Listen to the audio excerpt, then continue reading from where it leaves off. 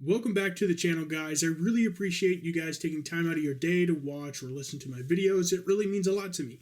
With that said, if you think there's anything I could and should change with my previous videos or this one, let me know in the comments down below. I'll gladly accommodate the best I can because my whole goal with this channel is to provide the best content I can for you, the viewer. With that said, let's get into the main topic, which is Boss Snikrot, if you couldn't tell by the title and thumbnail already. But Boss Snikrot is a commando of the orcs, and he's probably my favorite orc that there is, and I thought I'd talk about him today, mainly because of the new release of his model of Boss Snikrot in the Boarding Patrol kit that came out according to Warhammer Community. With that said, I wanted to talk about him in the 5th edition codex that I have here in my hands, because I have access to it. And I understand a lot of people don't like it when others read word for word from a source other than their own creative mind.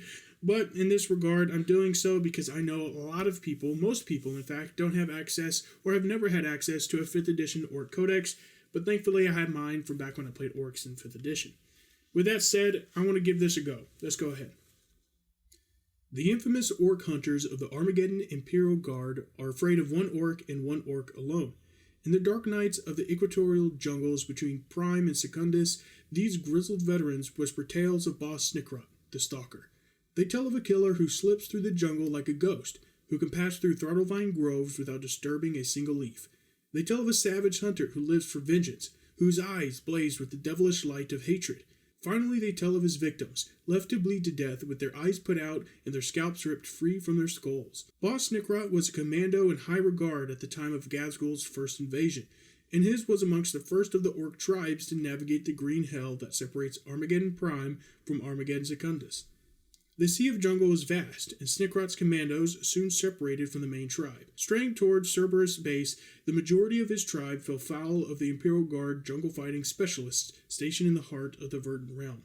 Snikrot ordered his boys to withdraw, vowing to conquer the environment before they turned their attention to the human bases. Snikrot had learned his lesson well. He vowed to fight a guerrilla war from the heart of the jungle, stripping his kit down to the bare minimum so that the color of his skin blended in with the jungle itself. He and his commandos became one with the tangled vegetation, their tough hides and strong metabolism giving them a natural resistance to the lethal defenses of the tangled and nightmarish environment. Snikrot and his lads refined their already prodigious abilities in stealth and sabotage until they were able to slip into an Imperial Guard barracks and kill the residents in their sleep. Thus began a campaign of terror and psychological warfare that has plagued the Imperial war effort upon Armageddon ever since. Snikrot's Red Skull commandos, so called because of their habit of scalping their victims and separating the hot blood onto their heads, were still at large when Ghazghkull returned 50 years later. By this time, the legend of Snikrot had spread to the furthest hives on the industrial worlds.